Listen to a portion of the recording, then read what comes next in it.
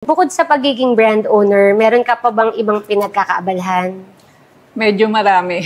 So, meron akong mga ibang, yung tulad yung Reway, Procap, tapos meron akong mga community service at sa ngayon po ay kandidato ako bilang konsehal ng aming bayan sa Mahayhay. Wow!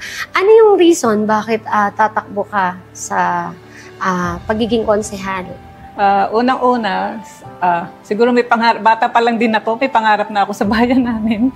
And so, mahilig din akong tumulong talaga sa kapwa. Alam mo yung kahit wala ako, basta meron ako ibibigay, kahit piso na lang natitira sa wallet ko, ibibigay ko pa din. Kahit hirap na hirap ako, hindi alam ng mga tao, ibibigay ko pa rin kung ano yung meron ako. Kasi yun yung kaligayahan ko. Sabi nga nila, ano yung kaligayahan mo? Pag meron akong ibibigay, ano yung kalungkutan mo? Pag wala na akong ibibigay. So, ganon. Kaya, siguro, sa sarili ko, hirap akong magpayaman, pero hindi man ako mayaman sa material na bagay, parang sa kaibigan, sa mga taong nakapaligid sa akin, sa mga taong naniniwala sa akin. So, yun yung naging parang stepping stone ko para pasukin ko yung politika. So, nakilala rin ako sa lugar namin. Kasi, mas marami akong matutulungan.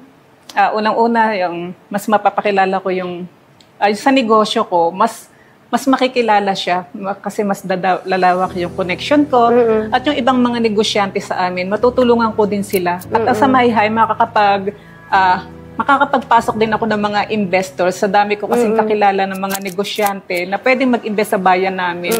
At makakapagbigay ako ng maraming hanap buhay sa mga tao sa amin. And yung aming turismo ng Mahayhay is matutulungan ko talaga siya na mapaganda at mapakilala. So yun yung advocacy mo, talagang magkaroon ng tourism and business. Yes, matulungan ko yung mga small business owners, ganyan, mga actually, Mahayhay, alam ko maganda yung lugar na yan. Yes, marami siya doon magagandang mga ilog, mga batis, mga falls, and malamig yung tubig namin doon. So, ayan, maraming mga oportunidad na makakatulong sa mga kababaihan. Siguro, nandito ako para maging boses ako ng mga kababaihan. Yes. Yan. And sa mga gusto na mag-reseller, ayan, or distributors, so ayan, kontakin nyo lang po si Ma'am si Ma'am Joyce. And si Ma'am Maria Juana, si Ma'am Mary Jane, para sa Maria Juana. So, yun nga, sa mga tao na nawawala ng pag-asa, sa mga kababaihan, katulad namin ni Mary Jane, lahat naman ng tao is may kanya-kanyang problema.